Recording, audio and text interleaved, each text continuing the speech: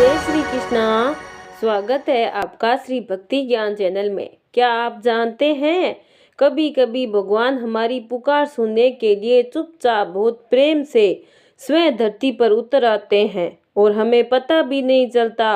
और जब ऐसा होने वाला होता है तो ना तो घर में, मन में और हमारे छोटे से दीपक की लौ में भी एक हल्की सी चमक उठ जाती है, जैसे कोई कान में धीरे से कह रहा हो, मैं आ रहा हूँ, मैं तुम्हारी सुन रहा हूँ।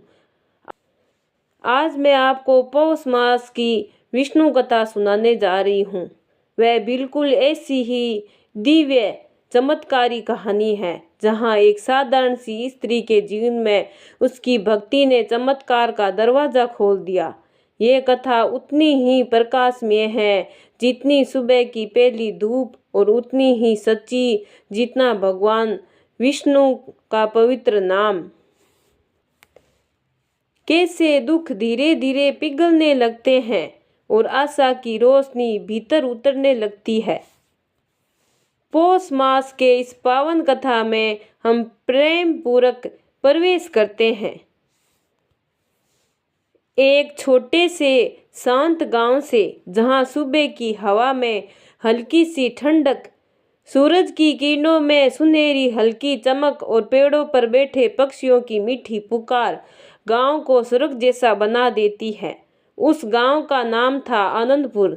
नाम तो आनंदपुर था, लेकिन उस गांव में रहने वाली एक स्त्री के जीवन में आनंद बहुत कम था। उस स्त्री का नाम था सुशीला। सुशीला बेहद सरल, शर्मीली और दयालु थी। उसकी आंखों में हमेशा एक हल्की सी थकान देती थी, जैसे किसी ने उसके जीवन के रंग धीरे धीरे खींच लिए हो। सुशीला का घर छोटा सा था। छोटा सा आंगन, दो मिट्टी के बर्तन, एक चूल्हा और टूटी हुई खाट, यही था उसका संसार। उसका हृदय हमेशा भगवान विष्णु की भक्ति में डूबा रहता। सुशीला के पति काफी समय से बीमार थे। कई वेदों को दिखाया, कई दुआएं दी, पर बीमारी जैसे घर से बाहर जाना ही नहीं चाहती थी। घरेलू खर्च चलाना भी मुश्किल है। कभी अनाज कम पड़ जाता तो कभी लकड़ी खत्म हो जाती, पर सुशीला हर मुश्किल को माथे पर हाथ फेर कर धीरे धीरे सह लेती। वह अक्सर कहती, जो भी हो रहा है भगवान विष्णु की इच्छा से हो रहा है, मेरे मन में बस भक्ति बनी है। उसके बाद शब्द उसकी टूटी हुई खाट से भी ज्यादा मजबूत थे। एक दिन पौष मास की पहली सुबह थी। हल्की धूप पूरे गांव में फैल रही थी। सुशीला ने चूल्हे पर पानी रखा था, तभी उसकी कुटिया के सामने एक वृद्ध ऋषि आकर खड़े हो गए। उनकी दाढ़ी बर्फ जैसी सफेद, आंखों में अपार शांति और कपड़ों से दिव्य सुगंध फैल रही थी। सुशीला घबराकर बोली, महाराज आप कौन? वृद्ध मुस्कुराए और बोले, बेटी मैं वही हूँ जिसे भगवान ऐसे घर भेजते हैं जहाँ भक्ति तो बहुत होती है, पर दुख उससे भी ज्यादा। सुशीला के आंखों से आंसू बह निकले। उसने उन्हें अंदर बैठाया और पानी दिया। वृद्ध ऋषि ने सुशीला के घर को ध्यान से देखा, फिर बोला, बेटी तुम्हारे जीवन में दुख बहुत आए हैं, पर ये पौष मास तुम्हारी किस्मत बदलने आया है। सुशीला ने कांपती आवाज में पूछा, कैसे महाराज? मैं तो टूटी हुई हूँ। ऋषि धीरे से बोले, पौष मास में भगवान विष्णु की एक दिव्य कथा है, जिसे अगर सच्चे मन से सुना जाए तो दुखों के बादल छटने लगते हैं, भाग्य के द्वार खुलने लगते हैं। सुशीला उनकी बातें सुनती रही और उसकी आंखों में धीरे धीरे उम्मीद की एक छोटी सी लौ जलने लगी। क्या इतना बड़ा चमत्कार मेरे जीवन में भी हो सकता है? ऋषि मुस्कुरा कर बोले, हाँ बेटी, हो सकता है, पर उसके लिए तुम्हें भक्ति, धैर्य और विश्वास का दीपक अंत तक जलाए रखना होगा। सुशीला ने सिर झुका लिया और उसी क्षण उसने मन में निश्चय कर लिया, चाहे कितनी भी कठिनाई आए, मैं पौष मास की विष्णु कथा अवश्य सुनूंगी। और सुशीला ने पौष मास की विष्णु कथा सुनने का निश्चय तो कर लिया था, लेकिन उसकी जिंदगी में मुश्किलें अभी भी उसी तरह खड़ी थी, जैसे किसी पेड़ की मोटी जड़ जिसे उखाड़ना आसान नहीं होता। उसके पति की बीमारी बढ़ती ही जा रही थी, दवाइयाँ खत्म, पैसे खत्म, ऊपर से सर्दियों की ठिठुरती हवा जैसे उसकी हिम्मत को हर दिन थोड़ा सा चुरा लेती हैं। फिर भी सुशीला के चेहरे पर निराशा से ज्यादा एक अजीब सी शांति दिखाई देती थी। वह कहती, दुख कितना भी बड़ा हो, अगर मन में भक्ति हो तो राह मिल ही जाती है। उसका ये विश्वास उसकी सबसे बड़ी ताकत था। एक दिन दोपहर को जब सुशीला खेतों की ओर लकड़ी का छोटा सा गट्ठा लेकर लौट रही थी, तभी रास्ते में उसे एक बूढ़ी महिला मिली। वह ठंड से कांप रही थी। सुशीला ने बिना कुछ सोचे अपनी शॉल उतारकर उसके कंधों पर डाल दी।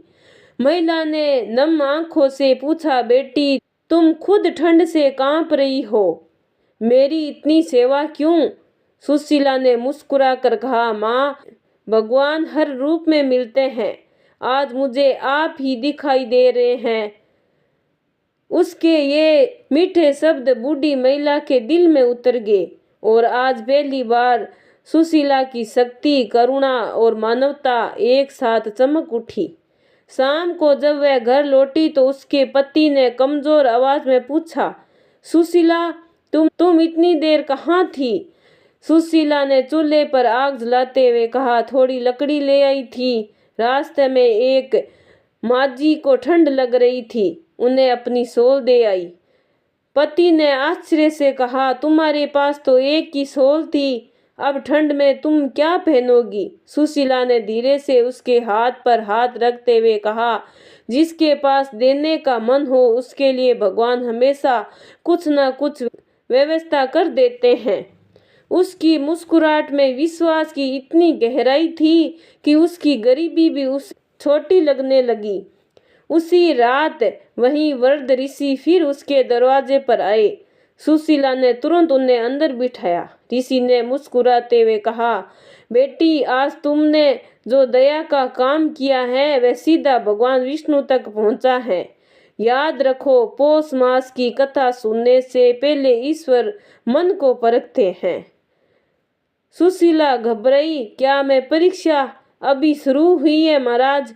ऋषि धीरे से बोले, हाँ बेटी, पौष मास की कथा का फल बहुत बड़ा है और बड़े फल से सहनशीलता की परीक्षा आती है। सुशीला का गला भर आया। उसने पूछा, क्या मैं ये परीक्षा पार कर पाऊंगी? ऋषि बोले, तुम करुणा वाली हो, भक्ति वाली हो और तुम्हारे मन में कोई छल नहीं है।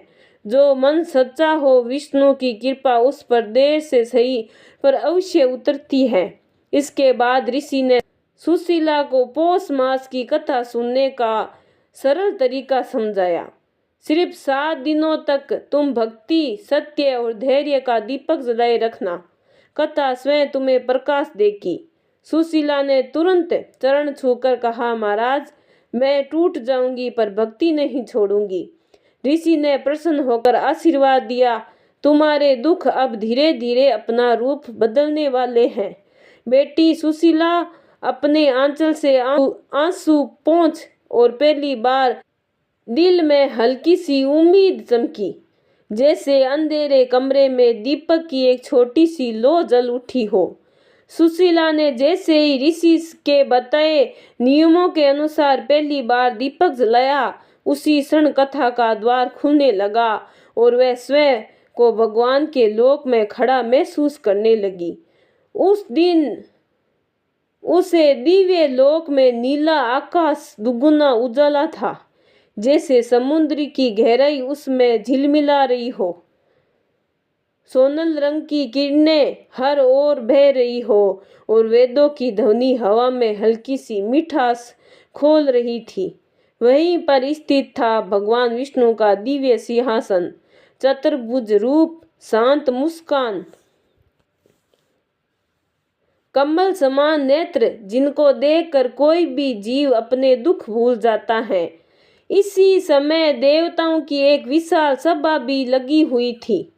देवगण एक एक कर आए और सभी के चेहरों पर चिंताएं की रेखाएं थी। इंद्र बोले, प्रभु, पर पृथ्वी पर दुख बहुत बढ़ गए हैं। कई घरों में संकट है, कई परिवारों में कलह हैं और कई भक्तों की प्रार्थनाएं दुख के कारण टूटने लगी है। अग्निदेव ने कहा, प्रभु, मनुष्य निराश हो रहे हैं, जीवन में बोझ बढ़ता जा रहा है, उन्हें कोई मार्गदर्शन चाहिए। वायुदेव ने कहा, पृथ्वी की पीड़ा आकाश तक पहुंच गई है। प्रभु, देवताओं की इस व्यथा को सुनकर भगवान विष्णु ने अपनी शांत आंखें खोली। उनकी आंखों में करुणा का प्रकाश था, जैसे वे हर जीव के हृदय को पढ़ सकते हो। भगवान विष्णु ने धीरे से कहा, जब मनुष्य का मन टूटने लगता है, मैं स्वयं उसके पास कथा के रूप में पहुंचता हूँ। कथा ही वह दवा है जो दुखों के घावों को भर देती है। देव सभा शांत हो गई।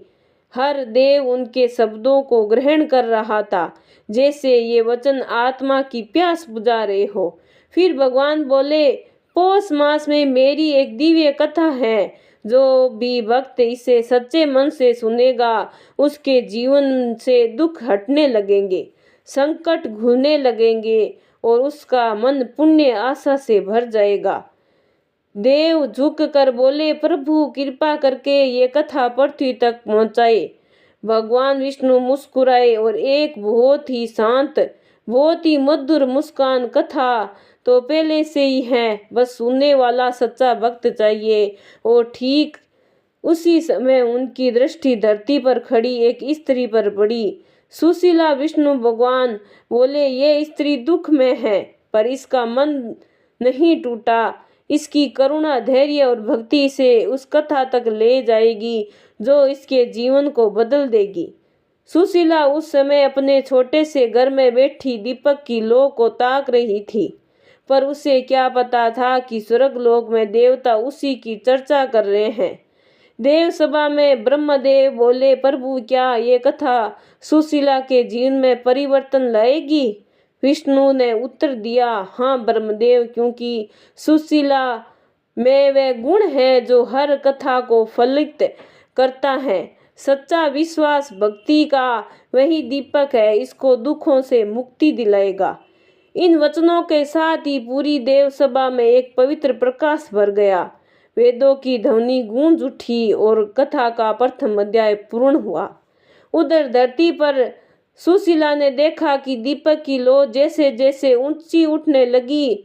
सुशीला को महसूस हुआ कि ये कोई साधारण लौ नहीं है, मानो भगवान विष्णु स्वयं उसके मन में छिपे अंधेरे को प्रकाश देने आए हैं। धीमे धीमे उसके आसपास की हवा भी शांत हो गई। कुटिया के भीतर ऐसा सन्नाटा छा गया जैसे दुनिया ठहर गई हो। सुशीला ने आंचल संभाल कर दीपक के पास बैठते हुए कहा, हे प्रभु, अगर आप सच्चे में मेरी पुकार सुन रहे हैं तो मुझे अपनी कथा सुनाइए। और भक्तों, जैसे ही उसके ये शब्द पूरे हुए, कथा का पहला दृश्य उसके मन के भीतर उभरने लगा। एकदम साफ, एकदम दिव्य, जैसे कोई स्वप्न नहीं बल्कि साक्षात दर्शन हो।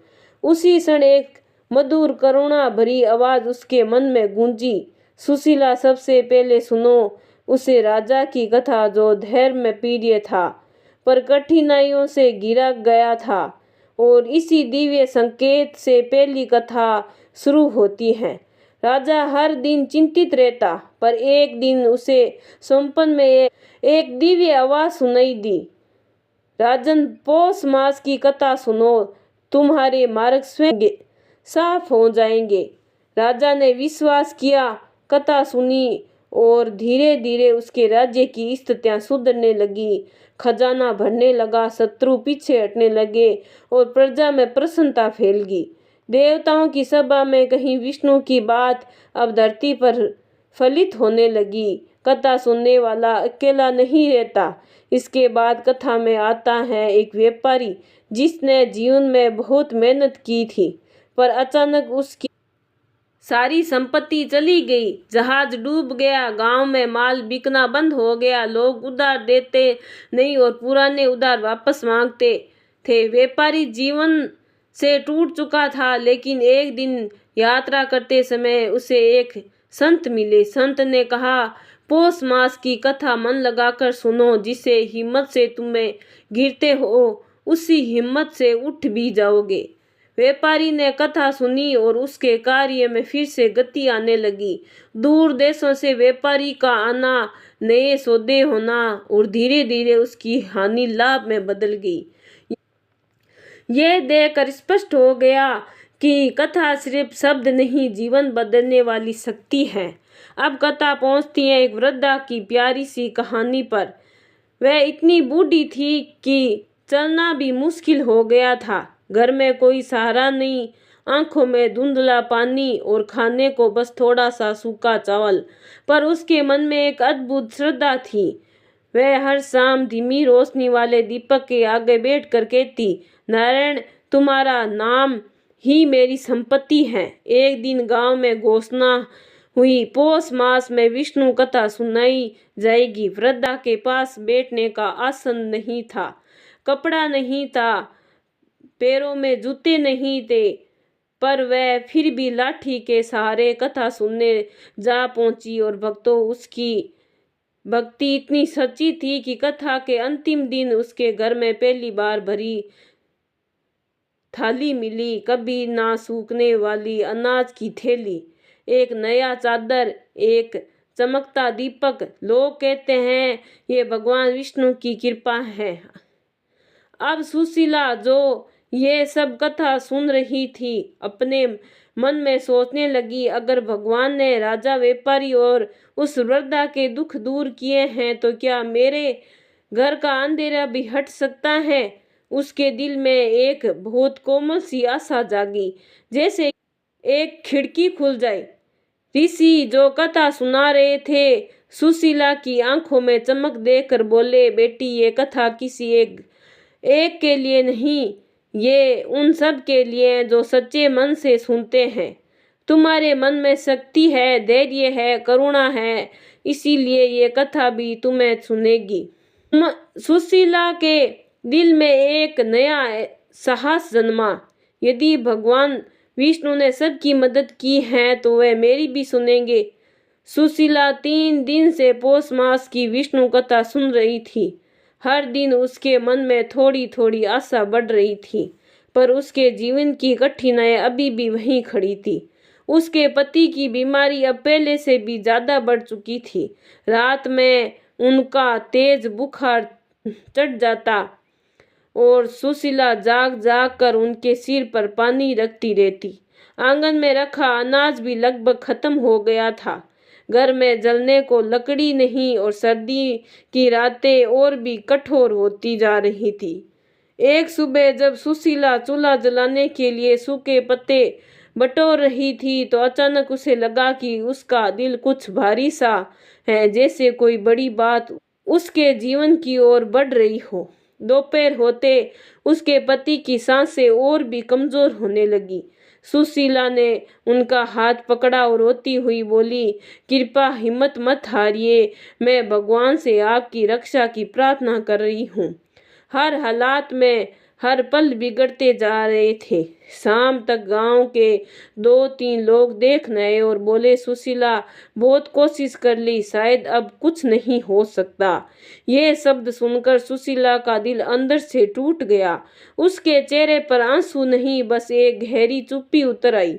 उसने ऊपर आसमान की ओर देखा और बहुत धीमे स्वर में कहा, हे भगवान विष्णु, अगर मेरी भक्ति सच्ची है तो मेरे पति की रक्षा कीजिए।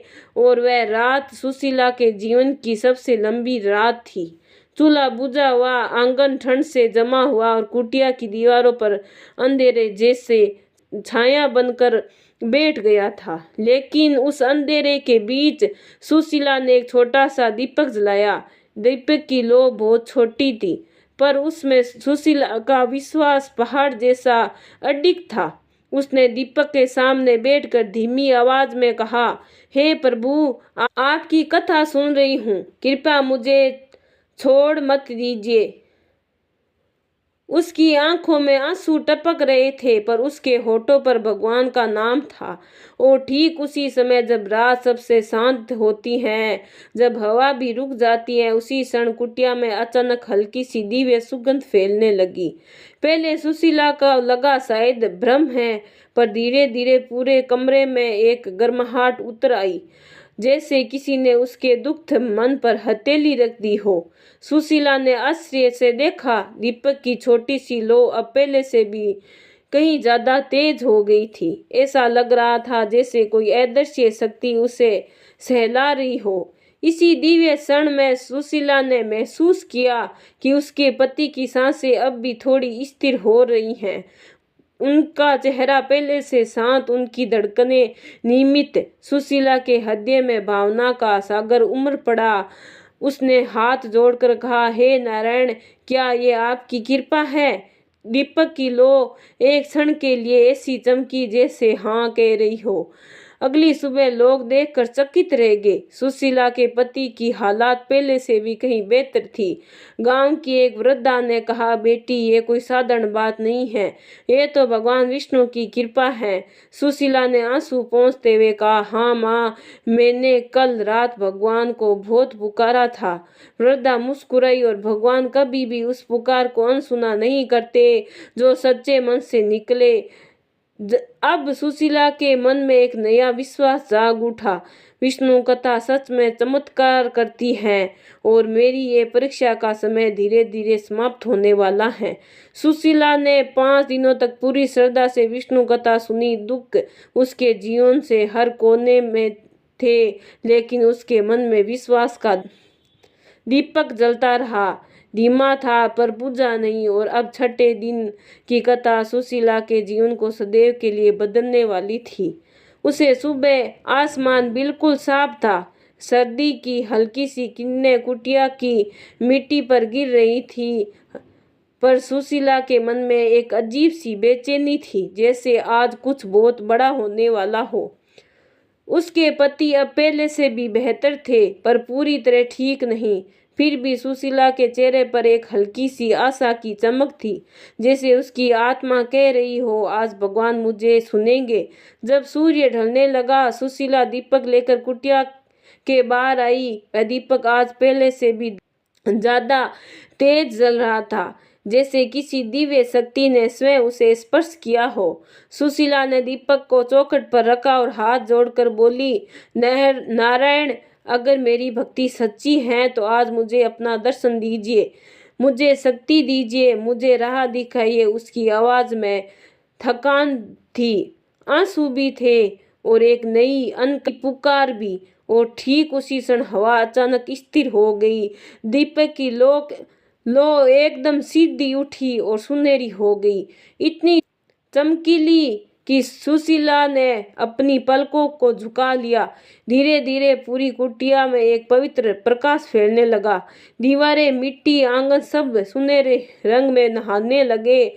सुशीला का दिल धड़क उठा, क्या ये भगवान है? उस पल कुटिया के अंदर एक दिव्य सुगंध फैल गई, वही सुगंध जिसे उसने कल रात महसूस किया था, लेकिन आज वह पहले से 100 गुना गहरी थी। और फिर उस प्रकाश से एक दिव्य स्वर गूंजा, सुशीला। सुशीला का शरीर कांप गया। उसने धीरे धीरे आंखें खोली, जैसे कि नजरें ऊपर उठाई। उसके सामने कोई साधारण रूप नहीं, बल्कि स्वयं भगवान विष्णु दिव्य आभा में खड़े। 4 भुजाएं, कमल समान आंखें, पीतांबर वस्त्र, और उनके चरणों के पास एक हल्की सी नीली रोशनी लहर रही थी। सुशीला आंसुओं में ढह गई। वह उनके चरणों में गिरकर बोली, प्रभु, क्या सच में आप मेरे घर आए हैं? भगवान विष्णु मुस्कुराए और बोले, सुशीला, भक्ति का मार्ग कभी खाली नहीं जाता। तुमने कठिनाइयों के बावजूद मेरा नाम नहीं छोड़ा, इसीलिए मैं स्वयं तुम्हारी कथा पूर्ण करने आया हूँ। सुशीला रो पड़ी, प्रभु, मैं तो बहुत कमजोर हूँ। विष्णु जी बोले, तुम कमजोर नहीं, तुम वही शक्ति हो जिसे भक्ति ने जगाया। तुम्हारा धैर्य, तुम्हारी करुणा और तुम्हारे आंसू, तीनों ने स्वर्ग तक पहुंचकर मुझे बुलाया। भगवान विष्णु ने अपना हाथ उठाया। जैसे ही उसकी करुणा की किरणें सुशीला के पति पर पड़ी उसकी सांसें स्थिर हो गई, शरीर पर नई शक्ति आने लगी और उसका चेहरा पहली बार पूरी तरह शांत दिखा। सुशीला विस्मित होकर बोली, प्रभु ये कैसा संभव? विष्णु जी बोले, जिस घर में भक्ति हो वहाँ रोग नहीं टिकता। तुम्हारे घर में भक्ति की लौ कभी नहीं बुझी, इसीलिए आज मैं यहाँ स्वयं आया हूँ। धीरे धीरे कुटिया की टूटी दीवारों पर सुनहरी रोशनी फैलने लगी। सुशीला का घर एक पल में पूरी तरह बदल गया, जैसे दुख ने अपना साया उठा लिया हो। विष्णु जी बोले, सुशीला अब तुम्हारे जीवन में दुख का स्थान नहीं रहेगा। तुम्हारे घर में सुख, शांति और समृद्धि सदैव बनी रहेगी। सुशीला हाथ जोड़कर बोली, प्रभु आपने मेरी पुकार सुन ली। भगवान विष्णु की मुस्कान और भी कोमल हो गई। भक्ति से निकली पुकार कभी अनसुनी नहीं होती और धीरे धीरे प्रकाश कम होने लगा। विष्णु भगवान का स्वर धीमा होता गया। अब तुम्हारी कथा का अंतिम फल तुम्हारे घर में आने ही वाला है। प्रकाश मिट गया, पर सुशीला के मन में एक अमर दीप जल गया। अगली सुबह जब सूरज की हल्की सी किरण सुशीला की कुटिया में दाखिल हुई तो सब कुछ वैसा नहीं था जैसे कल था। हवा में एक अलग सी मिठास थी और सुशीला के पति पहली बार पूरी तरह बैठकर मुस्कुरा रहे थे। सुशीला की आंखें भर आई, प्रभु आपका धन्यवाद। धीरे धीरे पूरा गांव सुशीला की कुटिया के बाहर इकट्ठा होने लगा। लोग आश्चर्य में थे, ये वही घर है जहाँ हमेशा अंधेरा रहता था। क्या सच में चमत्कार हुआ? क्या भगवान विष्णु स्वयं आए थे? सुशीला से बिठाया और पूरी रात की घटना धीरे धीरे सुनाना शुरू किया। उसी दिव्य सुगंध के बारे में, उससे सुनहरी रोशनी के बारे में और उसी क्षण के बारे में जब भगवान विष्णु ने उनके घर की चौखट पार की थी। लोग सुनते सुनते मंत्र मुग्ध हो गए। कई स्त्रियों की आंखों में आंसू आ गए, कई पुरुषों ने हाथ जोड़ लिए। एक वृद्धा बोली, बेटी तुम्हारी भक्ति ने भगवान को आने पर मजबूर कर दिया। सुशीला मुस्कुराई, माँ भगवान मेरे लिए नहीं, मेरे विश्वास के लिए आए। उस दिन के बाद सुशीला के घर में हर चीज बदलने लगी। जो कुटिया कभी टूटी फूटी थी अब उसमें एक अजीब सी चमक रहने लगी। मिट्टी का चूल्हा रोज जलने लगा। अनाज की जो थैली हमेशा खाली हो जाती थी आजकल उससे खुशबू आती थी, जैसे कोई अदृश्य हाथ उसमें भरता जाता हो। उसके पति ना सिर्फ स्वस्थ हुए बल्कि खेतों में काम करने लायक भी हो गए। उनकी आंखों में नई रोशनी लौट आई। सुशीला के जीवन का दुख अब धीरे धीरे इतिहास बनता जा रहा था। कुछ दिनों बाद वही वृद्ध ऋषि दोबारा सुशीला के घर आए। उनके चेहरे पर गहरी मुस्कान थी। सुशीला ने चरण स्पर्श किए और बोली, महाराज आपकी कृपा से मेरे जीवन के सारे दुख मिट गए। ऋषि ने सिर हिलाया, नहीं बेटी, ये मेरी कृपा नहीं, ये तुम्हारी भक्ति का फल है। पौष मास की कथा उन पर ही अपना पूर्ण प्रभाव दिखाती है जिनका मन सच्चा और स्वस्थ हो। सुशीला ने पूछा, क्या मुझे कथा जारी रखनी चाहिए? ऋषि बोले, हाँ बेटी, अब ये कथा सिर्फ तुम्हारे लिए नहीं, गांव के हर घर के लिए है। जिस घर में पौष मास की कथा गूंजेगी वहां भगवान विष्णु का प्रकाश उतरेगा। सुशीला ने निश्चय किया कि हर पौष मास में कथा वहीं सुनाएगी।